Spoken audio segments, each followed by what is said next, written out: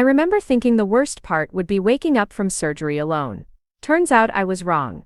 It was finding the note my stepmother left on my kitchen counter while I was recovering from a life-threatening procedure. "Thanks for the trip, Joanne," it read, sitting next to my credit card statement showing an $8,000 charge to a luxury resort in Cabo San Lucas. While I was lying in a hospital bed fighting for my life, she was sipping margaritas on a beach vacation that I unknowingly funded. But that wasn't even the worst part. The worst part was discovering this was just the beginning of a web of lies, theft and betrayal that had been going on for years right under my nose. What started as emergency surgery became the wake-up call that saved me from more than just a medical crisis. This is the story of how my stepmother's greed accidentally gave me the greatest gift of all. The truth about who she really was, and the strength to fight back when everyone told me family always comes first.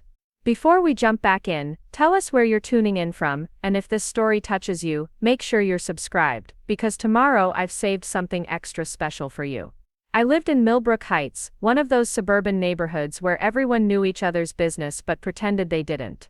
The kind of place where borrowed lawn mowers never made it back, and where your neighbor's Wi-Fi password was probably their dog's name. It was Tuesday morning when my world shifted, but let me back up to explain how I got there. My name is Mia Thornton, and at 28, I thought I had life figured out. I worked as a dental hygienist at Riverside Dental Care, had my own apartment in a converted Victorian house, and was finally building the kind of independence my mother always said I'd need. Mom passed away 4 years ago from breast cancer, and after her death, watching my father Nelson navigate grief was like watching someone learn to walk again. When Nelson met Joanne Hayes at a grief support group 18 months later, I was actually relieved. Dad had been lost without Mom, barely eating, barely speaking. Joanne seemed to breathe life back into him. She was younger than Mom would have been, maybe 45 to his 58, with perfectly styled blonde hair and a laugh that filled up rooms. She worked as a real estate agent and drove a BMW that always looked like it had just rolled off the lot. "She makes me feel alive again," Dad told me the night he introduced us at dinner at Romano's, the Italian place downtown where the breadsticks came endless and the wine was cheap. Joanne had worn a red dress that probably cost more than my monthly rent, and she spent most of the evening asking me questions about my job, my apartment, my life plans. At the time, I thought she was being thoughtful, trying to get to know me as her potential stepdaughter. They got married 8 months later in a small ceremony at Willowbrook Gardens. I was the maid of honor, Joanne's sister Cassie was her matron of honor, and Dad cried during the vows. It felt right, watching him smile again. Joanne moved into Dad's house on Maple Street, the same house where I'd grown up, where Mom's garden still bloomed every spring with the perennials she'd planted. That first year of their marriage felt like a honeymoon period for all of us. Joanne hosted family dinners, remembered my birthday with expensive gifts, and even helped me negotiate the lease on a bigger apartment when my landlord tried to raise my rent. She seemed to understand money in ways that I didn't, always talking about investments and tax write-offs, and how to make your money work for you. "Mia, honey, you're too generous for your own good," she'd say when I'd pick up the dinner check or lend money to friends. "You need to be smarter about protecting what's yours." I thought she was looking out for me. I thought she was teaching me to be more financially savvy like she was. The first sign something was off came about 6 months before my surgery. Dad had mentioned casually that he and Joanne were thinking about taking a vacation, maybe a cruise or a trip to Europe. "We deserve it," he said, "after everything we've been through." But when I asked about it a few weeks later, he looked confused. "What vacation? We can't afford anything like that right now. The house needs a new roof, and Joanne's car payment is killing us." When I mentioned the conversation we'd had, he frowned. "I think you misunderstood, sweetheart. Maybe we talked about wanting to take a trip someday, but it's not in the budget." I let it go. People say things they don't mean all the time, especially when they're dreaming about the future. But it stuck with me, that moment of confusion in Dad's eyes, like he was trying to remember a conversation that had happened in a different language. The second sign was smaller, almost too small to notice. Joanne had started asking me questions about my credit score, my bank, whether I had any credit cards. "It's important for young women to build good credit," she explained when I asked why she wanted to know. "I wish someone had taught me that when I was your age." She offered to help me apply for a better card, one with rewards and a higher limit. I know people at several banks, she said, her manicured fingers tapping against her coffee cup as we sat in the kitchen of Dad's house. I could probably get you approved for something really good, maybe even with a signing bonus. The card she helped me get had a $15,000 limit and came with what she called premium benefits. I kept it in my wallet but rarely used it, preferring my debit card for daily expenses. Looking back, I should have questioned why she was so interested in my financial life. I should have wondered why she always steered conversations toward money, credit, and what I could afford. But Joanne had a way of making her interest feel like care, her questions feel like concern. She was family now, and family looked out for each other. The third sign came just 2 weeks before my surgery. I'd been having abdominal pain for months, the kind that comes and goes and makes you think maybe it's just stress or bad food or not enough sleep. But when it got bad enough that I doubled over during work, my boss Cedric insisted I go to the emergency room. The diagnosis came back as a twisted ovarian cyst that needed immediate surgical removal.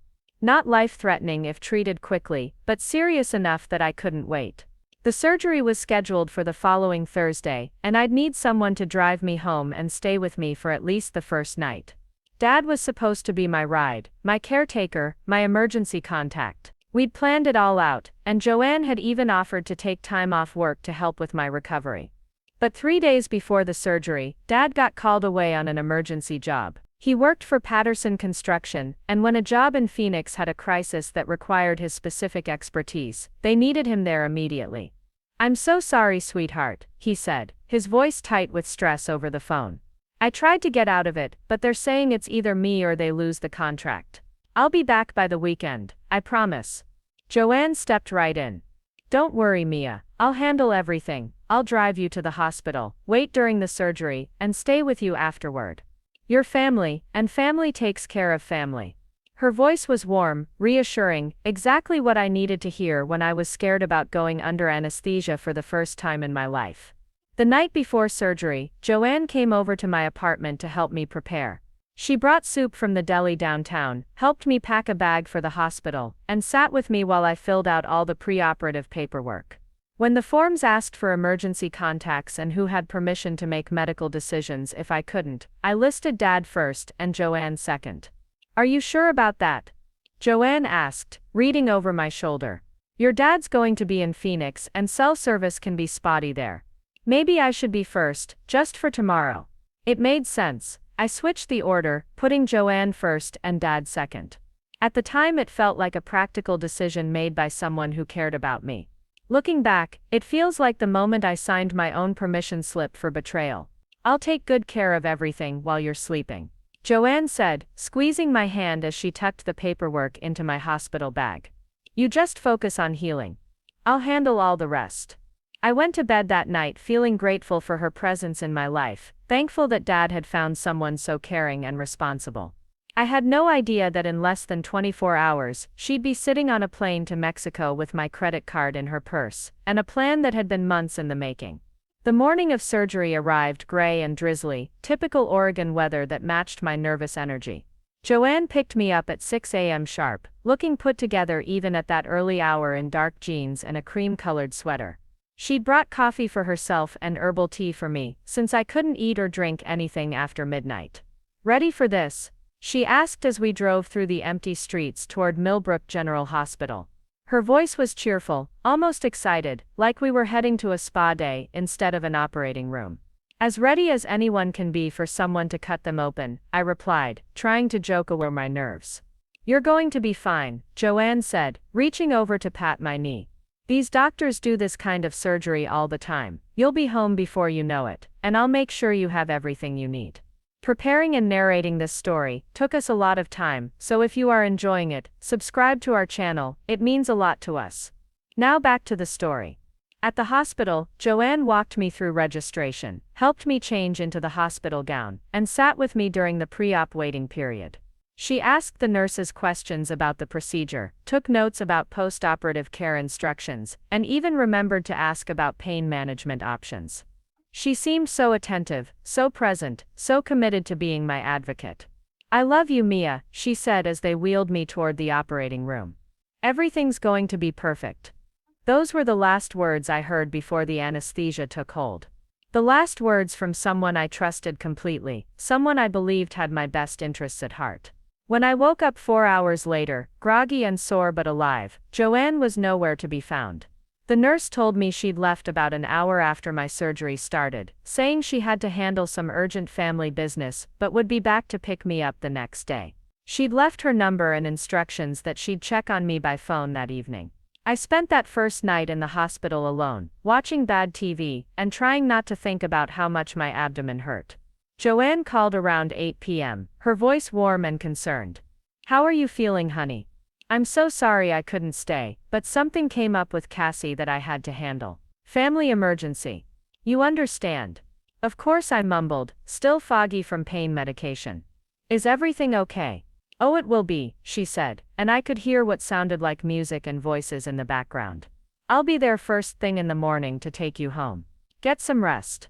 She hung up before I could ask about the noise, before I could ask what kind of family emergency required background music. At the time, I attributed it to the pain medication making me hear things that weren't there. I was discharged from Millbrook General at 11 a.m. on Friday morning, exactly 26 hours after my surgery. Joanne arrived wearing sunglasses and a flowing white top that looked suspiciously like vacation wear, but I was too focused on getting home to really notice. The ride to my apartment was quiet, except for her cheerful chatter about how good the weather was getting and how I'd be feeling better in no time. "I've got everything set up for you at home," she said, as she helped me slowly climb the stairs to my second-floor apartment. "Soup in the fridge, extra pillows for the couch, all your medications organized." She was being so helpful, so thoughtful, exactly what you'd want from family during recovery. My apartment felt different when we walked in, though I couldn't put my finger on why. Nothing was obviously out of place, but there was something in the air, a sense that someone had been there, had moved through my space in ways that went beyond just preparing for my return. Joanne bustled around, showing me where she'd put things, explaining the schedule she'd written out for my pain medication. "I need to run a few errands this afternoon," she said, helping me settle onto the couch with blankets and the TV remote. "But I'll be back to check on you this evening. Call me if you need anything at all, okay?" After she left, I dozed on and off, grateful for the pain medication that kept both physical discomfort and anxiety at bay. The apartment was quiet in that peaceful way that comes after a crisis has passed. I was home, I was healing, and I had people who cared about me. Everything felt manageable. It wasn't until Saturday morning that I found the note. I'd gotten up to make myself some toast, moving slowly and carefully, like the doctor had instructed.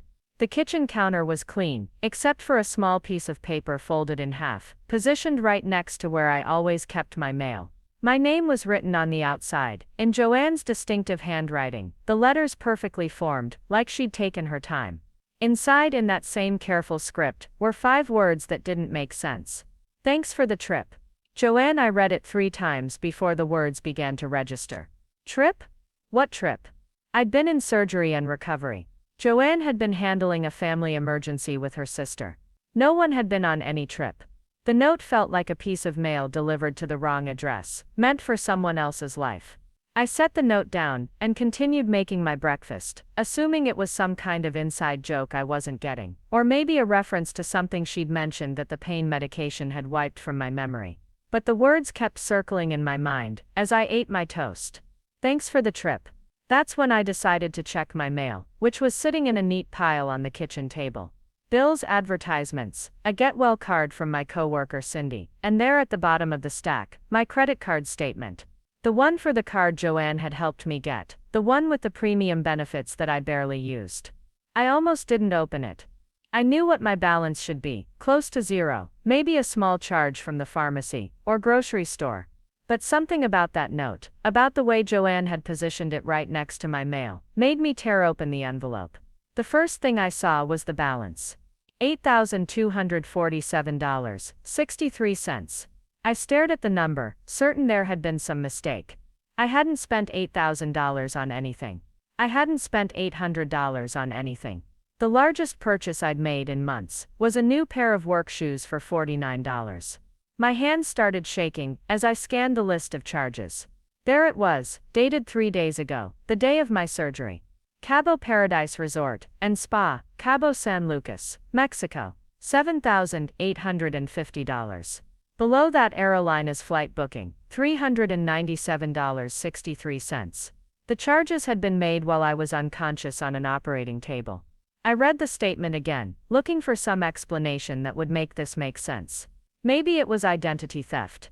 Maybe someone had stolen my card information. Maybe there was a computer error, or the charges had been applied to the wrong account. But then I saw the note again, sitting there like a confession written in perfect handwriting. Thanks for the trip, Joanne. The realization hit me like cold water. Joanne hadn't been dealing with a family emergency. She'd been in Mexico, at a luxury resort, on my credit card, while I was in surgery. My phone was across the room, and getting to it felt like climbing a mountain with my post-surgical limitations. But I needed to see this for myself, needed to prove that what I was thinking couldn't possibly be true. I opened Facebook, Instagram, any social media platform, where Joanne might have posted evidence of where she'd really been. Her Facebook showed nothing recent. Her Instagram was private, and I'd never followed her. But then I remembered her sister Cassie, who Joanne was supposedly helping with an emergency. Cassie's Instagram was public, and she posted constantly. There it was, posted yesterday, a photo of two women in bikinis holding tropical drinks against a backdrop of crystal blue water. The caption read, "Sister getaway. Sometimes you need to steal away for some sun and fun. #sister time #Cabo life. #blessed. One of the women was definitely Cassie. The other, wearing oversized sunglasses and a wide-brimmed hat, looked suspiciously like Joanne. I scrolled through more of Cassie's posts. Pictures of resort food, beach sunsets, and spa treatments. All posted over the last 3 days. All while I thought Joanne was handling Cassie's family emergency. There was no family emergency. There was a family vacation, funded by my credit card. Planned while I was vulnerable, and needing their support. I called Joanne's number with trembling fingers. It went straight to voicemail. I tried again, same result. The outgoing message was her usual professional greeting, the one she used for real estate clients, cheerful and polished and completely normal. I didn't leave a message. What would I say? Hey, thanks for stealing $8,000 while I was in surgery. Hope you enjoyed Mexico on my dime. Did you always plan to betray me, or was it a spur-of-the-moment decision?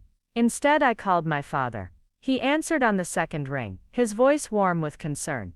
Mia, how are you feeling, sweetheart? I've been worried sick. How did the surgery go? Dad, I said, my voice shaking, where do you think Joanne has been for the last 3 days? A pause. She's been taking care of you, hasn't she? And helping Cassie with whatever crisis she had. Why? Is everything okay? She's been in Mexico, Dad. Cabo San Lucas. At a luxury resort. On my credit card. Silence. Long, heavy silence. That's impossible, he finally said. Joanne doesn't even have access to your credit card. And she was supposed to be with you, making sure you were okay after surgery. I'm looking at my credit card statement right now. $8,000 charged to Cabo Paradise Resort and Spa. And she left me a note saying thanks for the trip. More silence. I could hear Dad breathing, could almost hear him trying to process information that didn't fit with the woman he'd married, the woman he trusted. There has to be an explanation, he said finally. Maybe someone stole your card information. Maybe it's a mistake by the credit card company. Joanne wouldn't do something like that. She loves you, she loves our family.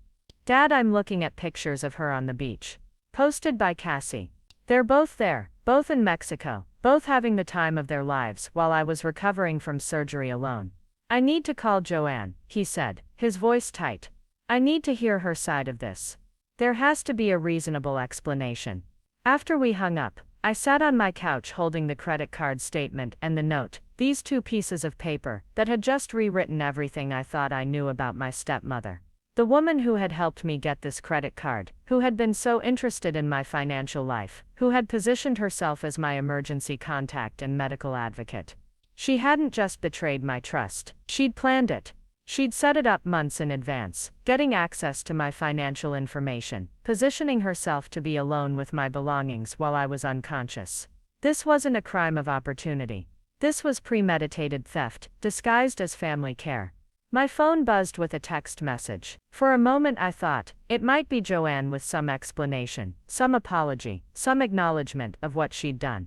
Instead, it was from Cassie's Instagram account, a message that had been sent to multiple people.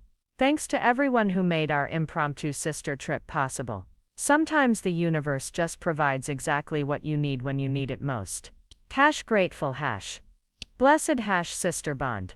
The universe hadn't provided anything. I had provided it, my credit card, my trust, my vulnerability during a medical crisis. They had turned my surgery into their vacation funding, my recovery into their opportunity. I screenshot everything. The credit card statement, the note, the social media posts, the text message. I didn't know what I was going to do with the evidence yet, but I knew I needed to document it all. Because even though my father couldn't believe it, even though it seemed impossible that someone who claimed to love me could do something so calculated and cruel, I had the proof right in front of me. Joanne had shown me exactly who she was. She'd left me a thank you note for stealing from me. And now I had to figure out what to do with that information. My father called me back 2 hours later, his voice strained in a way I'd never heard before. "I can't reach her," he said, without preamble. "Joanne's phone is going straight to voicemail, and when I tried calling the resort, they said they couldn't confirm guest information over the phone." "Did you try calling Cassie?" I asked, still clutching the credit card statement like evidence in a trial. "I don't have Cassie's number." Joanne always handled communication with her family. There was a pause, and I could hear him breathing heavily. "Mia, if this is true, if Joanne really did what you're saying, I don't understand how it's possible. She doesn't have access to your credit cards." But even as he said it, I was remembering things differently.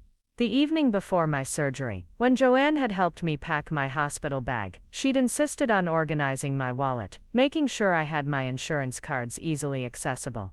She'd handled my credit cards, asked questions about which one I preferred to use, which one had the best benefits. She had access that night, I told Dad. When she was helping me get ready for surgery, she went through my whole wallet, said she was organizing everything for the hospital. I could hear him sink into a chair, the sound of weight hitting furniture heavily. "She photographed your cards, or wrote down the numbers. Or both." The reality was settling over me like cold water. This hadn't been spontaneous. Joanne hadn't been walking through the hospital, and suddenly decided to book a vacation on my credit card. She'd planned this, prepared for it, waited for the right moment when I'd be completely helpless to stop her. After hanging up with Dad, I did what any person in my generation does when they need information. I started researching. I Googled Cabo Paradise Resort and Spa, looking at their website, their booking policies, their cancellation terms. According to their site, the package Joanne had booked was called the Ultimate Sisters Escape, a 4-day, 3-night luxury experience that included spa treatments, premium meals, and beach cabana service. The description made my stomach turn. Perfect for celebrating special bonds and creating unforgettable memories. Treat yourselves to the vacation you deserve. They'd treated themselves to the vacation they deserved. All right, on my dime, during my medical crisis. I called the resort directly, knowing it was probably futile, but needing to try. The customer service representative was polite but firm. They couldn't discuss specific reservations or provide information about guests. When I explained that my credit card had been used fraudulently, they transferred me to their security department. "Ma'am, if you believe your credit card was used without authorization, you'll need to dispute the charges with your credit card company and file a police report," the security manager told me. "We can't cancel or refund reservations based on phone calls from people claiming fraud." "But the person who made the reservation isn't even the card holder," I protested. "If someone other than the card holder made the reservation, that would indeed be suspicious. But our records show the reservation was made by the card holder." Mia Thornton calling from the phone number on file. My blood went cold. "What phone number is on file?" "I can't give you specific account information over the phone, ma'am. You'll need to work with your credit card company to resolve this." But I already knew what phone number they had. Joanne had somehow used my identity to make the reservation, probably calling from her own phone, but providing my name and credit card information. She'd impersonated me to book a vacation while I was unconscious in surgery. My next call was to my credit card company. The automated system cheerfully informed me that my account was in good standing, and asked how they could help me today. When I finally reached a human being, I explained the situation as clearly as I could. "I'd like to dispute a charge." Someone used my credit card without permission while I was in surgery. I can help you with that, Miss Thornton. Can you give me the date and amount of the charge you'd like to dispute? I provided the information, and I could hear typing on the other end. I see the charge here. For $7,850 to Cabo Paradise Resort and Spa, charged 3 days ago. Now you said someone used your card without permission. Do you still have physical possession of the card? Yes, it's right here in my wallet, and you didn't give anyone else permission to use your account number. This was where it got complicated. My stepmother had access to my wallet the night before my surgery. She said she was organizing my things for the hospital, but she must have copied down my card information. I see. And did you authorize her to use your account at any time? Absolutely not. Okay, I'm going to start a fraud investigation. However, I need to let you know that if the person who used your card is a family member who had legitimate access to your account information, this might be considered a civil matter rather than fraud. What does that mean? It means that if this is a dispute between family members, you might need to resolve it outside of the credit card company. We can still investigate, but if it's determined that this was a family dispute, rather than unauthorized use by a stranger, the outcome might be different. I hung up feeling more frustrated than relieved. Even the credit card company seemed to be suggesting that being stolen from by family was somehow different than being stolen from by a stranger. As if trust made theft more acceptable, rather than more devastating. But I wasn't giving up. I called the airline next, the one that had charged me $397.63 for tickets to Mexico. After navigating their phone system for 20 minutes, I reached someone who could help me understand the charge. Yes, I see the ticket purchase here.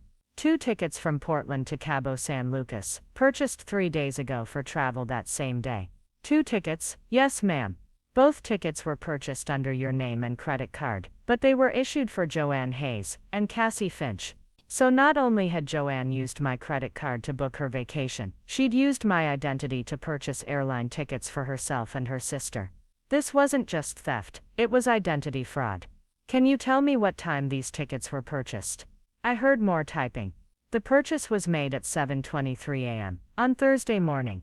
Thursday morning. My surgery had been scheduled for 8 a.m. Joanne had bought plane tickets to Mexico while I was in pre-op, getting ready for surgery, trusting her to take care of me.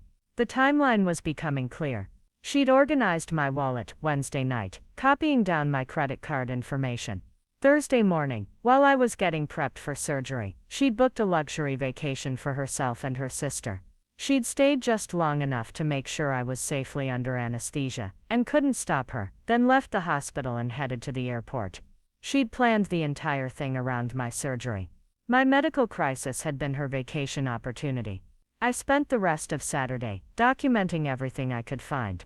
I screenshot every social media post, printed my credit card statement, wrote down the exact times of phone calls and conversations. I created a timeline that showed exactly when each piece of the deception had taken place. What emerged was a picture of someone who had been planning this for months. The credit card she'd helped me get. The questions about my financial information. Her positioning herself as my emergency contact and caregiver. Even her marriage to my father might have been part of gaining access to our family's resources and trust. By Sunday morning, I had 17 pages of documentation. Photos, statements, timelines, phone records, social media screenshots. It painted a clear picture of premeditated fraud, but I still didn't know what to do with it. That's when Joanne finally called me back. Mia, honey, how are you feeling? Her voice was cheerful, relaxed, with that slightly hoarse quality that comes from too much sun and too many drinks. I'm so sorry I missed your calls yesterday. Cassie and I decided to extend our little getaway an extra day. You know how it is with sisters, your getaway, I said, my voice flat. Yes, it was so last minute. After I left the hospital Thursday, Cassie called me crying about her divorce, and I just felt like we both needed some sister time. Sometimes you have to be spontaneous, you know. And how did you pay for this spontaneous sister time, Joanne? A pause. What do you mean? I mean, I'm looking at my credit card statement. $8,000 charged to a resort in Mexico, while I was in surgery. Another pause, longer this time. When she spoke again, her voice had changed, become cooler, more careful. Oh, that. I was going to talk to you about that when I got back. I had to use your card for the emergency trip, but I'll pay you back, of course. I just didn't have access to enough cash on such short notice. You used my credit card without asking, while I was unconscious, for a vacation. It wasn't a vacation, Mia, it was a crisis intervention for Cassie. She was falling apart, and I couldn't let my sister go through that alone. Family comes first, you know that. Then why did you leave me a note saying thanks for the trip? Silence. Long, heavy silence. I think you're misunderstanding the situation, Joanne finally said. And I think the pain medication might be affecting your judgment. We can talk about this when I get back. Everything's going to be fine. She hung up before I could respond. I sat there holding my phone, staring at the screen, realizing that not only had Joanne stolen from me, but she was going to lie about it. She was going to gaslight me, make me question my own understanding of what had happened. But I had the evidence. I had the timeline. I had her own handwritten note saying, "Thanks for the trip," and I was done being the person who let family get away with anything just because they were family. Sunday evening, while Joanne was presumably flying back from her stolen vacation, I made a decision that would change everything. I was going to treat this like the crime it was, not like a family misunderstanding. I was going to investigate every detail, document every lie, and build a case that couldn't be dismissed or explained away. I started with her story about Cassie's emergency. If Joanne was telling the truth about responding to a crisis, there should be evidence of that crisis somewhere. Text messages, phone calls, social media posts from before the trip, indicating some kind of problem that required immediate intervention. I went back through Cassie's Instagram, scrolling past the vacation photos to see what she'd been posting in the weeks leading up to their trip. What I found was the opposite of someone in crisis. 2 weeks before my surgery, Cassie had posted about getting promoted at her marketing job. A week before, she'd shared photos from a date night with her boyfriend, looking happy and relaxed. 3 days before my surgery, she'd posted about booking time off work for something special. There was no divorce, no breakdown, no emergency that required her sister to drop everything and rescue her. There was a planned vacation that they'd been looking forward to for weeks. But the real breakthrough came when I found something I almost missed. Buried in Cassie's Facebook posts from a month ago was a casual comment thread with Joanne about saving up for their dream trip. The conversation was mostly in emoji and inside jokes, but one comment from Joanne stood out. "Don't worry about the money. I've got an idea." I screenshotted that conversation, then kept digging. I looked up Joanne's real estate business, checking her professional social media accounts for any indication of her financial situation. What I found was concerning. She hadn't posted about any successful sales in months. Her last few posts were all motivational quotes about manifesting abundance and creative financing solutions. When I Googled her real estate license number, which was listed on her business cards, I discovered something alarming. Joanne's license had been suspended 3 months ago for what the state website termed ethical violations pending investigation. She wasn't just struggling financially, she wasn't legally allowed to work in real estate at all. This meant she'd been lying to my father about her work, lying about her income, and quite possibly lying about a lot of other things. My surgery hadn't been an opportunity for her to steal from me, it had been her solution to a financial crisis I didn't even know she was facing.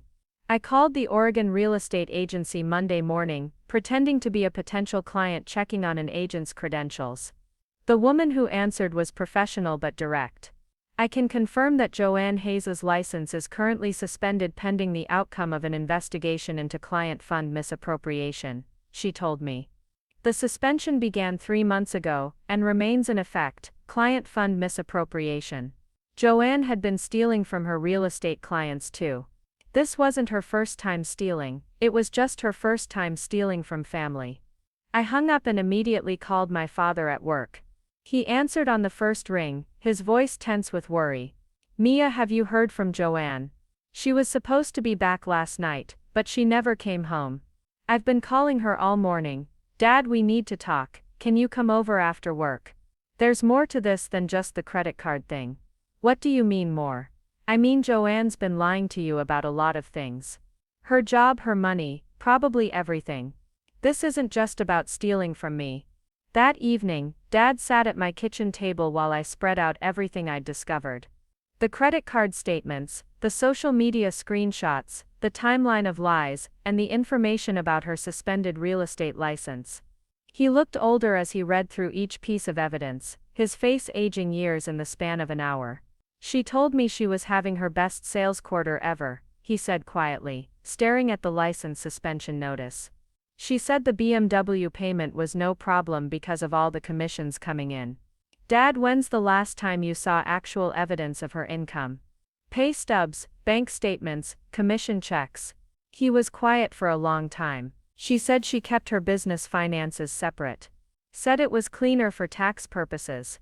He looked up at me, his eyes reflecting a terrible understanding. She's been lying about everything, hasn't she? I nodded. And I think she's been planning to steal from me for months. Maybe since the day she helped me get that credit card. We spent the next 2 hours going through Dad's own finances. What we found was devastating. Their joint checking account, which Dad had assumed was being supplemented by Joanne's real estate income, had been steadily drained over the past 3 months. The mortgage on Dad's house was 2 months behind. His retirement savings account, which had required both signatures to access, had been emptied except for a few $100s. She said we needed to move some money around for tax purposes. Dad said, his voice hollow. She handled all the paperwork. I signed where she told me to sign. Joanne hadn't just stolen $8,000 from my credit card. She'd been systematically draining my father's life savings while pretending to be the financially savvy wife who was helping secure their future. The pattern was becoming clear. Joanne was a professional con artist who specialized in gaining the trust of people who wanted to believe in her. She'd targeted my father when he was vulnerable from grief, positioned herself as his financial advisor, and slowly gained access to everything he owned. When his money started running out, she'd moved on to me. Tuesday morning brought the evidence I'd been hoping for, but dreading to find. I'd been monitoring Cassie's social media for any slip-ups in their story, and she'd finally posted something that destroyed Joanne's narrative completely. It was a photo album titled Planning Our Dream Vacay, posted with the caption "Throwback to all the planning that made our trip so perfect. Sometimes the best adventures take months of preparation." The photos showed screenshots of resort websites, travel planning documents, and calendar pages with sister trip, written in multiple dates over the past 2 months. But the most damning photo was a screenshot of a text conversation between Cassie and Joanne from 6 weeks before my surgery. "Cassie, are you sure you can get the money together for the trip? Joanne, don't worry about it. I've got a plan. Mia's got great credit and she trusts me completely. Cassie, isn't that kind of wrong, Joanne? She'll never even know. And if she finds out, I'll just say it was an emergency. Family helps family, right?" There it was in black and white. Proof that Joanne had been planning to steal from me for over a month before my surgery. Proof that she'd discussed it with her sister, who had gone along with the plan. Proof that they'd both known exactly what they were doing when they boarded that plane to Mexico on my credit card. I screenshot the entire photo album before Cassie could delete it, then immediately called the fraud department of my credit card company. "I have new evidence that this was premeditated fraud," I told the investigator who had been assigned to my case. "I can prove that the person who used my card had been planning this theft for weeks before it happened." "That would certainly change the nature of our investigation," she said. "Can you email me the evidence?" Within an hour I'd sent her everything. The planning photos, the text conversations, the timeline showing Joanne's financial desperation, and the proof that she'd been lying about her emergency story from the beginning. "Thornton, based on this evidence, we're reclassifying this as clear fraud rather than a family dispute," the investigator called to tell me. "We'll be reversing the charges and issuing you a new card immediately. We'll also be reporting this to local law enforcement as credit card fraud." For the first time since finding that note on my kitchen counter, I felt like someone was taking this seriously. This wasn't a family misunderstanding or a communication breakdown. This was a crime, and it was finally being treated like one. But the biggest shock came Wednesday afternoon, when Joanne finally returned to town and walked into my apartment like nothing had happened.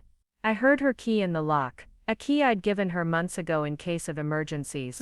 And she came through the door carrying a designer shopping bag and wearing a tan that could only come from expensive beach time. "Mia honey, you look so much better," she said cheerfully, setting down her bag and approaching me with arms open for a hug. "I brought you some souvenirs from our trip. I thought you'd like this beautiful scarf." She pulled out a silk scarf that probably cost more than my monthly utilities, bought with money stolen from my credit card, and offered it to me like it was a thoughtful gift instead of evidence of her crime. "Where did you get the money to buy this, Joanne?" I asked, not moving to accept the scarf. "Oh, Cassie treated me to a few things. She felt so bad about the emergency cutting into your recovery time. Her smile was perfect, practiced, completely believable if you didn't know she was lying." "What emergency was that exactly?" "Her divorce, remember? I told you about it. She was falling apart, and I couldn't let my sister go through that alone." "Cassie's not getting divorced, Joanne. She's not even married, and you planned this trip months ago." For the first time, Joanne's smile faltered. "I think you're confused, honey. The pain medication can sometimes affect memory and judgment. I have screenshots of your text messages with Cassie, planning this trip, and discussing how you were going to steal my credit card information to pay for it." The transformation in Joanne's face was instantaneous and chilling. The warm, concerned stepmother disappeared, replaced by someone cold and calculating. "You went through my private messages. Your sister posted them publicly on social media, along with photos of you planning your dream vacations for the past 2 months." Joanne was quiet for a long moment, and I could see her trying to figure out how to spin this, how to turn this back on me somehow. "Even if that's true," she finally said, "family helps family. You have good credit, you don't use that card anyway, and you know I'm good for it. I would have paid you back." "With what money, Joanne? You haven't worked in 3 months. Your real estate license is suspended for stealing from clients. You've emptied Dad's retirement account and put his house in jeopardy. What exactly were you going to pay me back with?" Now she looked genuinely shocked. She hadn't expected me to dig this deep, to uncover the full extent of her financial crimes. "You had no right to investigate my business," she said, her voice sharp with anger. "That information is private. Your business became my business when you made me a victim of it. And Dad's business, and your real estate client's business. You're not just a thief, Joanne. You're a career criminal who targets people who trust you." She stood up abruptly, grabbing her shopping bag. "You're being dramatic and vindictive.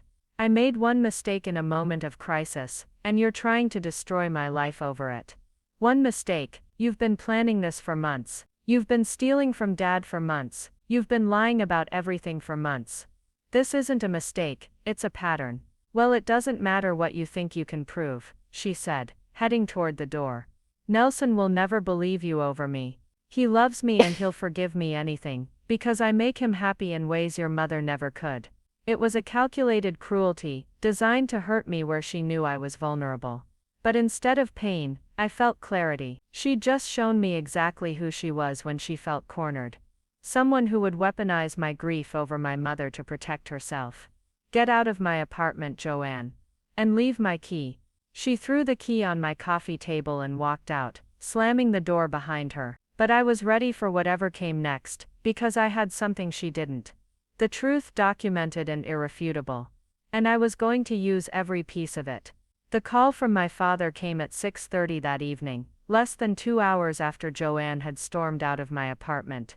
His voice was strained, caught between anger and confusion. "Mia, Joanne just came home crying, saying you accused her of terrible things and threw her out of your apartment. She says you're having some kind of breakdown and that you're trying to destroy our marriage." I'd been expecting this call, had been preparing for it since the moment Joanne walked out my door. "Dad, did she tell you about the text messages where she and Cassie planned to steal my credit card information 6 weeks ago? She said those messages were taken out of context, that Cassie posted them as a joke, and that you're misinterpreting everything because you're angry about being alone during surgery. Did she tell you that her real estate license has been suspended for 3 months for stealing from clients?" Silence. Then quietly, she said there was some kind of administrative error with her license renewal, and that it's being sorted out. "Dad, I can email you the official suspension notice from the state real estate board. It specifically says client fund misappropriation. She's been stealing from people for months, maybe years. Mia, she's my wife. I have to give her the chance to explain. Has she explained where your retirement money went? Because I looked it up, Dad.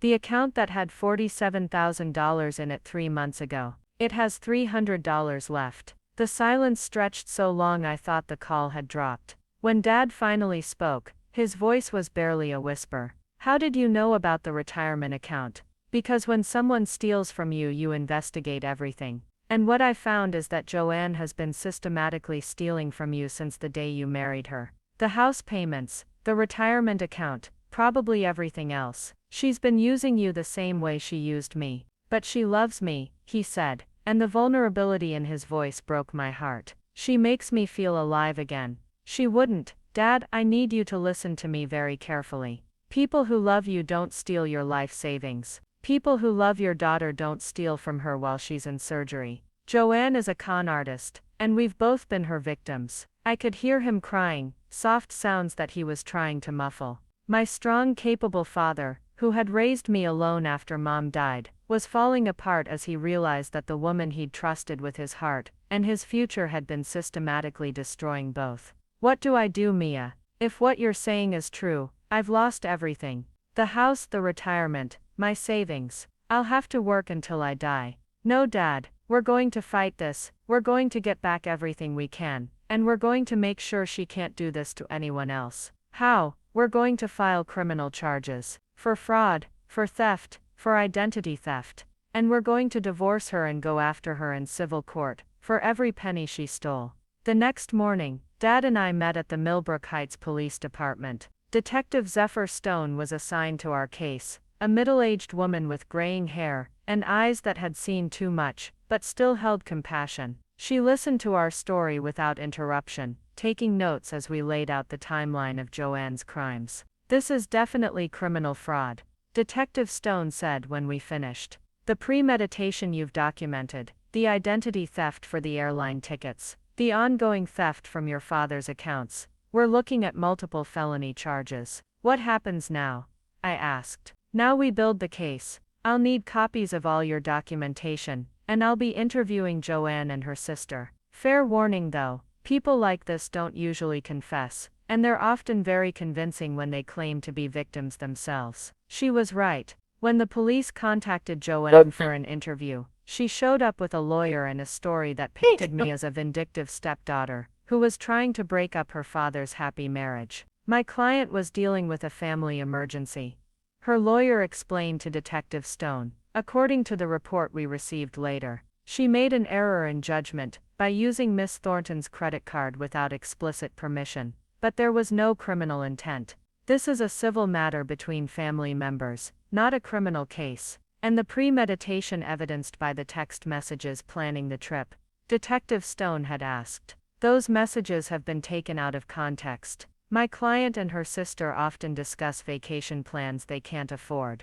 That's not evidence of intent to commit fraud. And the airline tickets purchased using Miss Thornton's identity. A miscommunication. My client believed she had permission to make travel arrangements on Miss Thornton's behalf. It was all lies, of course, but they were well-crafted lies, delivered by someone who knew how to work the system. Joanne had done this before, had probably talked her way out of consequences before, but this time was different. This time she'd left a paper trail, and this time her victim had documented everything. The breakthrough in the criminal case came from an unexpected source. Detective Stone had been investigating Joanne's suspended real estate license, and discovered that there were 3 other clients who had filed complaints about missing funds. When those clients learned that Joanne was facing charges for similar crimes against her own family, they came forward with additional evidence. She has a pattern, Detective Stone told us during a meeting at the police station. She gains people's trust,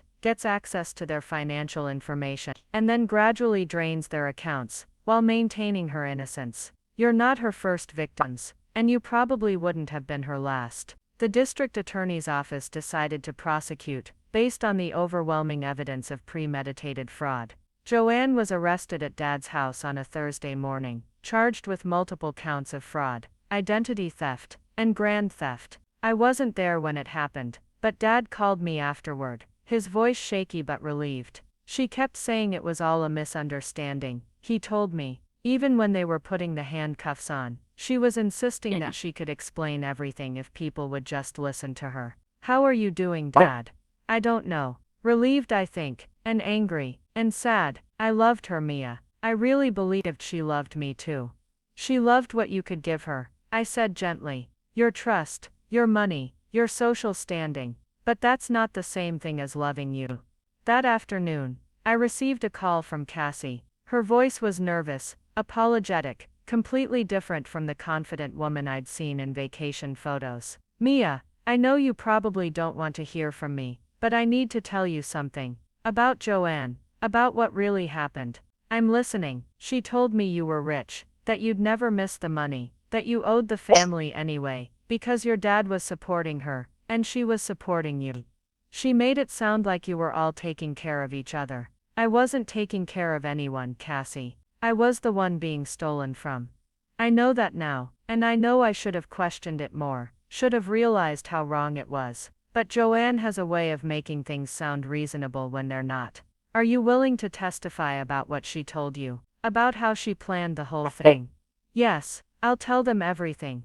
I'm scared of going to jail too, but what we did was wrong, and you didn't deserve it. Cassie's cooperation sealed the case against Joanne. When faced with testimony from her own sister about the premeditated nature of the fraud, Joanne's lawyer advised her to accept a plea deal, rather than risk a trial. She pled guilty to 3 counts of fraud, in the 2nd degree, and 1 count of identity theft. The sentence was 18 months in prison, and full restitution to all victims. But for me, the real victory wasn't the criminal conviction. It was the moment sitting in that courtroom, when I realized I'd found my voice. I'd stopped being someone who absorbed other people's abuse in the name of family harmony, and I'd become someone who demanded justice when justice was needed. During the victim impact statement portion of the sentencing, I stood up and looked directly at Joanne for the first time since she'd been arrested. You didn't just steal money from me, I said, my voice steady and clear. You stole my trust, my security, and my faith in family relationships. You targeted me when I was most vulnerable, when I needed support the most. But you also taught me something valuable, that real family doesn't just share DNA or marriage certificates. Real family shows up when it matters, tells the truth even when it's hard, and protects each other instead of preying on each other. Joanne stared straight ahead, never meeting my eyes, never acknowledging the impact of what she'd done. Even in that moment, facing consequences for her crimes, she couldn't find the courage to take real responsibility. But I didn't need her acknowledgement anymore. I had something better, the knowledge that I'd fought for myself and won, that I'd chosen truth over comfortable lies, and that I'd refused to let someone's cruelty define my understanding of what family should be. The civil case moved forward in parallel with the criminal proceedings. Dad filed for divorce, and sued for the return of his stolen assets. I pursued recovery of my credit card charges and damages for identity theft. Between the criminal restitution and the civil judgments, we recovered about 60% of what Joanne had stolen. It wasn't everything, but it was enough for Dad to keep his house and rebuild his retirement savings. More importantly, it was a clear statement that actions have consequences, even when those actions are committed by someone who claims to love you. The weeks following Joanne's sentencing brought an unexpected flood of support, but also revealed just how deep her deception had run through our community. It started with a phone call from Mrs. Genevieve Finch, an elderly woman who lived 3 blocks from Dad's house, and had been one of Joanne's real estate clients. I saw the news about Joanne's arrest, Mrs. Finch said when she called me at work. I wanted to thank you for speaking up. She stole $12,000 from my home sale last year, and I thought I was the only one. Mrs. Finch's story was heartbreakingly similar to ours. Joanne had represented her in selling the house, where she'd lived for 40 years, had gained her trust through months of friendly conversation and helpful advice, and then had simply kept a portion of the sale proceeds that should have gone to Mrs. Finch. She told me there were unexpected fees, that the title company had made errors that required additional payments. Mrs. Finch explained, I'm 82 years old, and I didn't understand all the paperwork. I trusted her to handle everything properly. Did you report it to the police? I tried, but they said it was a civil matter between me and my real estate agent. They suggested I contact the real estate board, which I did, but nothing seemed to happen. I thought I was just a foolish old woman who'd been taken advantage of. Mrs. Finch wasn't foolish, and she wasn't alone. Over the next 2 weeks, I received calls from 6 other people who had been victimized by Joanne in various ways. There was Kean Stone, a veteran who had hired Joanne to help him buy his first home, only to discover that she had inflated the price and pocketed. There was Coraline Hayes, no relation to Joanne despite sharing a last name, who had trusted Joanne to handle the estate sale of her deceased mother's property. Joanne had sold items worth thousands of dollars, and kept the proceeds, claiming the items had sold for much less than their actual value. Each story followed the same pattern. Joanne would identify vulnerable people, gain their trust through seeming kindness and expertise, and then systematically steal from them, while maintaining her facade of helpfulness and concern. She has a gift for finding people who want to believe in her. Detective Stone told me when I brought her the list of additional victims. People who are grieving, elderly and experienced with financial matters, or just naturally trusting. She studies their vulnerabilities and exploits them. What struck me most about these conversations was how grateful people were just to be believed. Mrs. Finch cried when I told her that her experience was part of a larger pattern, that she hadn't been foolish or naive, but rather the victim of a sophisticated predator. I thought there was something wrong with me, she said. I couldn't understand how I'd been so stupid. There's nothing wrong with trusting people who present themselves as trustworthy, I told her. The problem is with people who abuse that trust. But the support network that emerged wasn't just about Joanne's victims. It was about something larger, a community of people who had experienced betrayal by those closest to them, and were ready to speak up about it. My coworker Cindy, who had sent me the get well card during my surgery, confided that her own brother had stolen money from their father's account while he was in hospice care. I never reported it because I didn't want to tear the family apart, she said. But watching you fight back made me realize that some things are more important than keeping the peace. Dr. Cedric Vance, my boss at the dental practice, shared that his ex-wife had committed credit card fraud in his name during their divorce proceedings. I let it go because I wanted the divorce to be final, he said. But she did the same thing to her next husband. If I'd pressed charges, maybe I could have prevented that. The pattern was everywhere once I started looking for it. People who had been deprived by family members, romantic partners, or trusted friends, who had chosen silence over justice, because they'd been taught that maintaining relationships was more important than holding people accountable for their actions. But something was shifting. Maybe it was the detailed documentation I'd provided, or the clear evidence of premeditation, or simply the fact that I'd refused to be quiet about what had happened. Whatever it was, people were finding their voices. The local newspaper, the Millbrook Heights Tribune, ran a feature story about financial fraud targeting vulnerable adults. The reporter, Daisy Graham, had interviewed several of Joanne's victims and painted a picture of systematic predation that went far beyond individual family disputes. What makes Joanne Hayes' case particularly disturbing, Daisy wrote, is the way she used family relationships and community trust as weapons against her victims. She didn't just steal money, she stole faith in the very relationships that make communities strong. The article sparked additional responses. The Tribune received letters from readers sharing their own experiences with financial abuse, identity theft, and betrayal by trusted individuals. The local Elder Abuse Prevention Coalition reached out to ask me to speak at their next community meeting. Financial abuse is one of the fastest growing crimes against older adults, their coordinator told me. But it's also one of the least reported, because victims are often ashamed or afraid of retaliation from family members. I agreed to speak, though I was nervous about telling my story to a room full of strangers. The meeting was held at the Millbrook Community Center, a modest building with fluorescent lighting and folding chairs that had seen better days. I expected maybe 20 or 30 people, but when I arrived, there were nearly 100. Mrs. Finch was there, sitting in the front row with a notebook and a determined expression. Kean Stone had come with his wife, both of them looking ready to learn how to protect themselves in the future. But there were also people I'd never met, people whose stories I didn't know, who had come because they recognized something familiar in the newspaper coverage of Joanne's crimes. I'm not here as an expert, I began, looking out at the sea of faces. I'm here as someone who learned that staying quiet about abuse doesn't protect anyone except the abuser. I told them about the note Joanne had left, about the systematic way she'd planned her theft, about the months of investigation that had revealed the true scope of her crimes.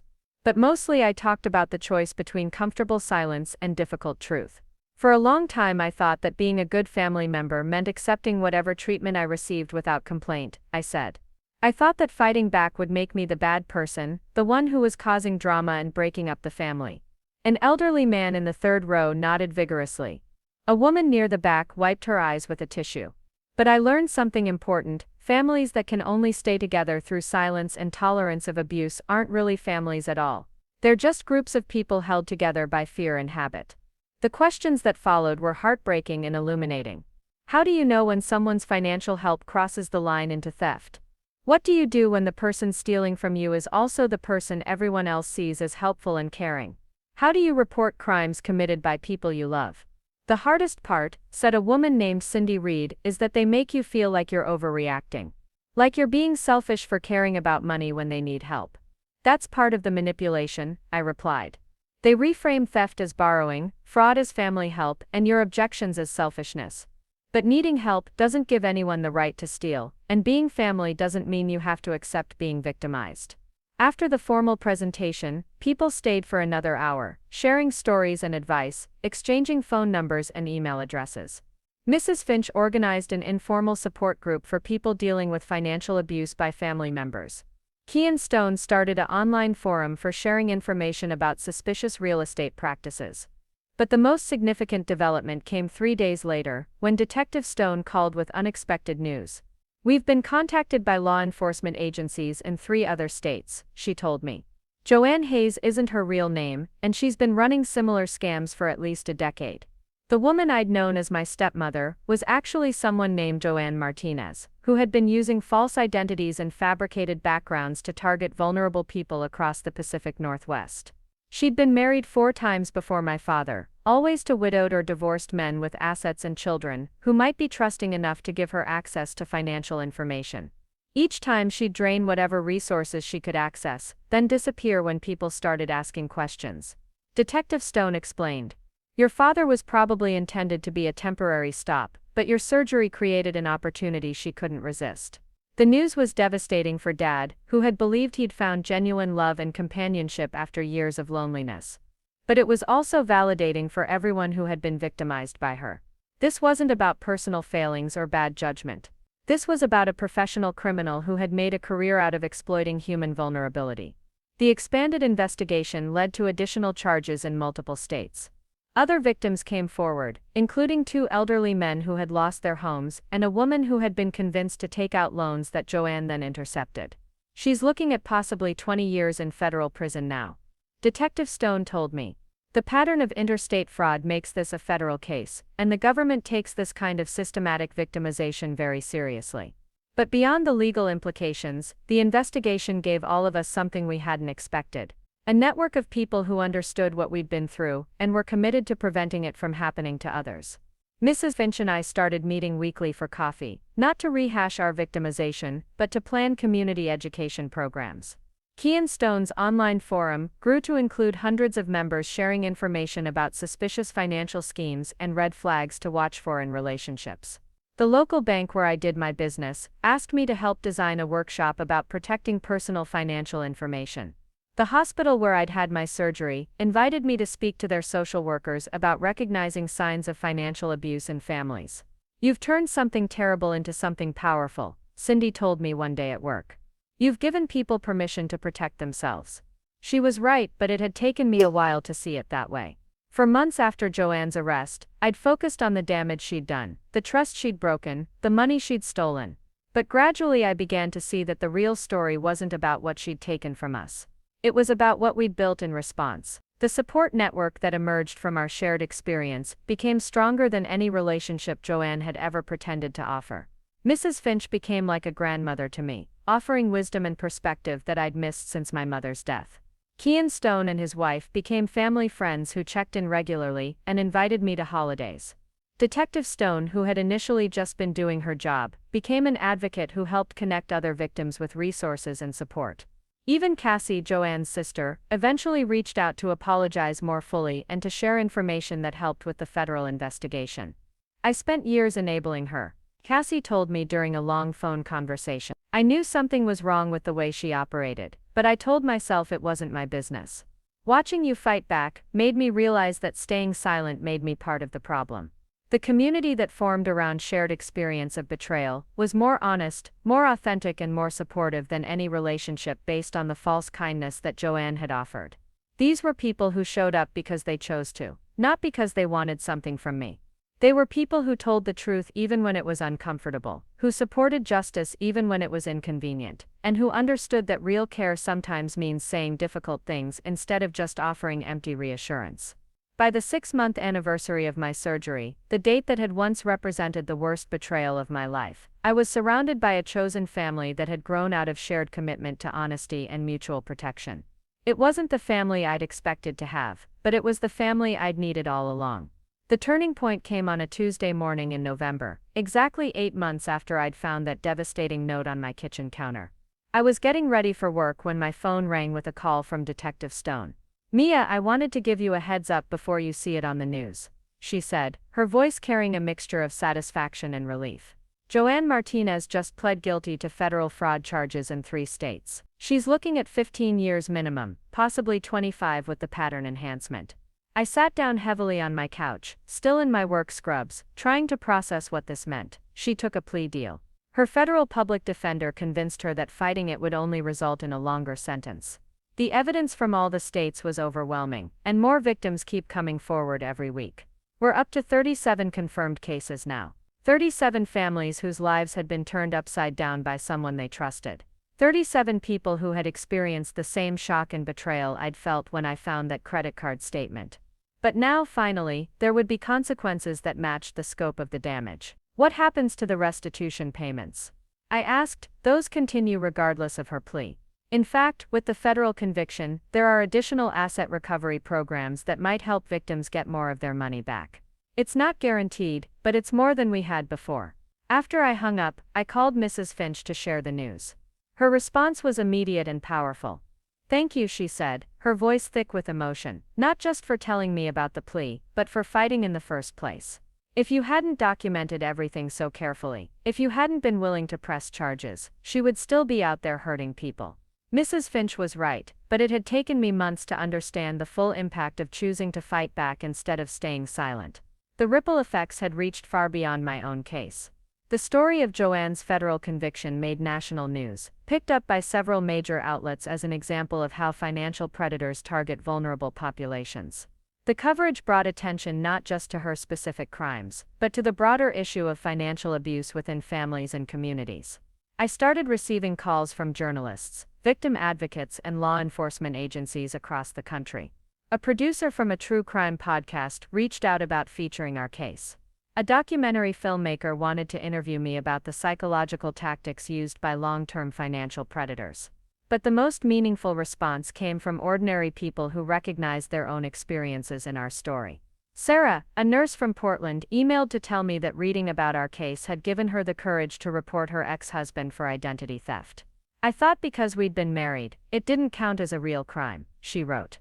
"Your story helped me understand that abuse doesn't become acceptable just because it happens within a relationship."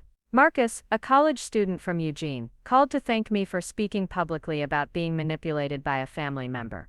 "My uncle has been stealing from my grandmother for years," he said. "Everyone knows it, but nobody wants to deal with the drama. After hearing your story, I realized that protecting the family peace isn't worth more than protecting my grandmother." These individual responses were powerful, but the broader community response was unprecedented.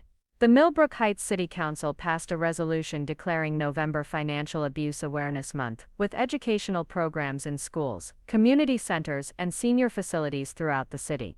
The local bank where I'd helped design the workshop about protecting personal information reported a 50% increase in people requesting credit monitoring services and fraud alerts on their accounts.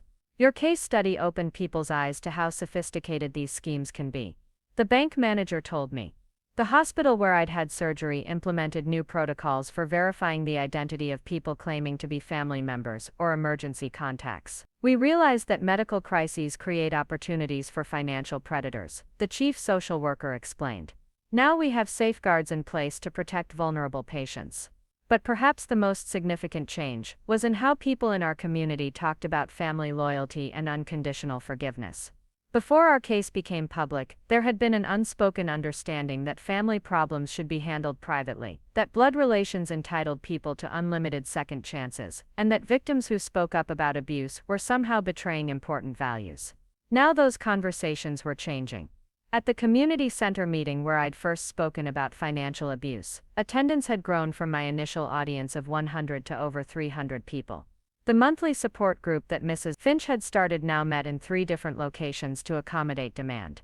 People are realizing that protecting abusers isn't actually protecting families, Mrs. Finch told a reporter from the Tribune. Real family protection means making sure that predators face consequences for their actions. The shift was visible in other ways too. Local social workers reported an increase in people seeking help for financial abuse situations. The district attorney's office created a specialized unit for prosecuting financial crimes against vulnerable adults. The state real estate board implemented stricter oversight procedures for agents handling client funds. But the change that meant the most to me personally was in my relationship with my father. Dad had struggled deeply with guilt and shame after Joanne's arrest, blaming himself for bringing a predator into our family, for not seeing through her deception, for putting me at risk. For months he'd been withdrawn and self-critical, unable to accept that he'd been a victim rather than an accomplice. The federal conviction and the discovery of Joanne's long history of similar crimes finally convinced him that he hadn't been foolish or naive. He'd been targeted by a professional who had made a career out of exploiting grieving, lonely people. I keep thinking about all the red flags I missed, he told me one evening as we sat on his front porch, watching the sunset paint the sky in shades of orange and pink. But Detective Stone showed me the files from her other cases. She fooled people who were smarter than me, more suspicious than me, more careful than me. Dad, you weren't supposed to be suspicious of someone you loved. That's not how healthy relationships work. I know that now, but I also know I need to be more careful about who I trust with important things. Not paranoid, just more aware. We'd both learned that lesson, though it had come at a painful price. Trust wasn't something to be given automatically to people who claimed to care about us. It was something to be earned through consistent actions over time, through transparency and honesty and genuine concern for our well-being. The community response to our case had validated something I'd felt but hadn't been able to articulate, that speaking truth about abuse, even when it's uncomfortable, even when it disrupts relationships, is an act of love rather than betrayal. By refusing to stay quiet about what Joanne had done, I'd made it possible for 36 other victims to be heard and believed. I'd helped change policies that would protect future victims. I'd contributed to a cultural shift that prioritized justice over false peace. But I'd also learned something unexpected about healing. For months after finding that note, I'd focused on recovering what Joanne had stolen from me: the money, the sense of security, the ability to trust family relationships. I'd thought healing meant getting back to where I'd been before she entered my life. Instead, healing had meant building something entirely new. The community that had formed around our shared experience was stronger and more authentic than any relationship Joanne had ever offered. The advocacy work that had grown out of our case gave meaning to the trauma we'd experienced. Most importantly, I'd discovered that I was much stronger than I'd ever imagined. I was someone who could face betrayal and choose truth over comfort. I was someone who could turn personal pain into community protection. I was someone who could help other people find their voices and their strength.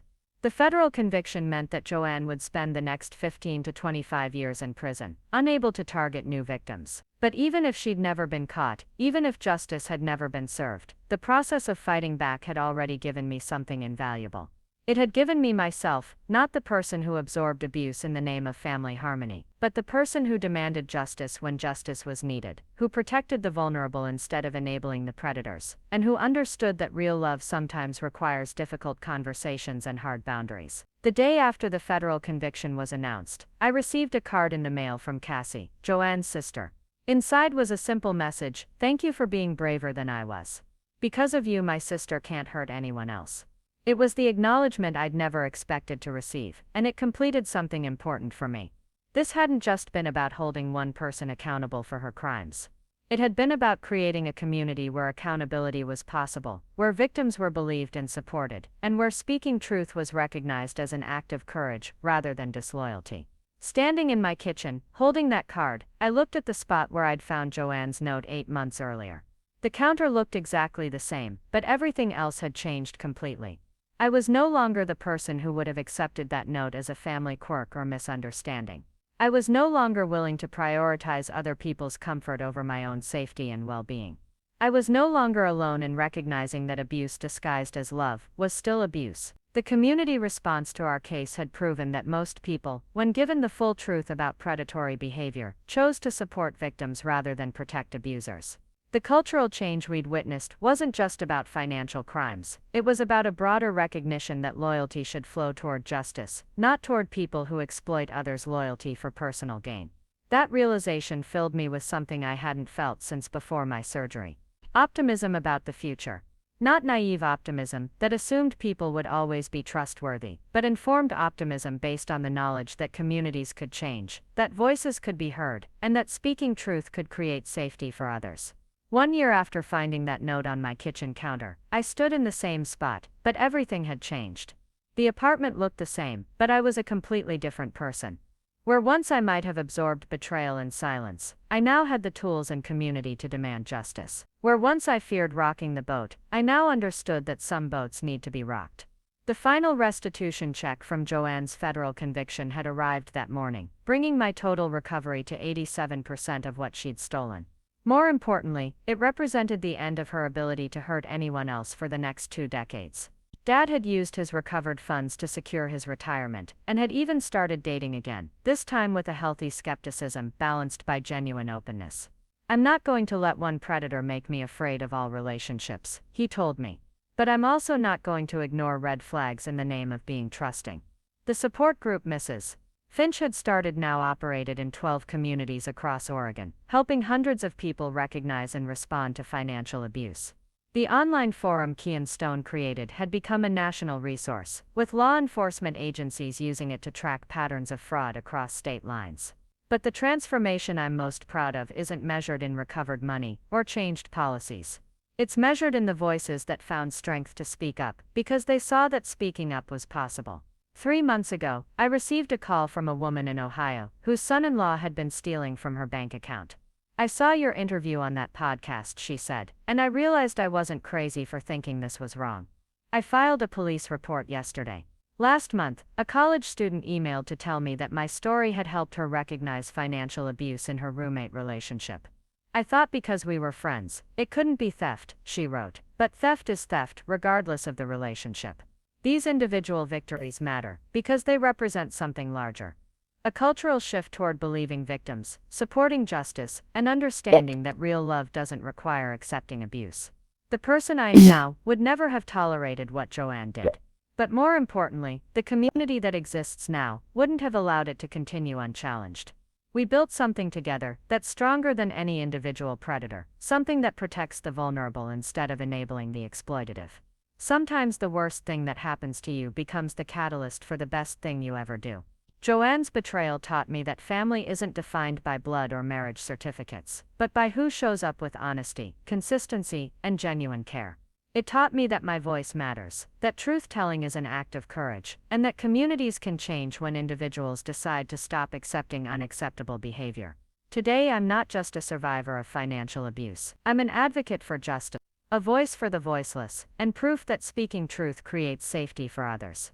That note Joanne left might have been meant as a cruel joke, but it accidentally became my invitation to build something better than what I'd lost.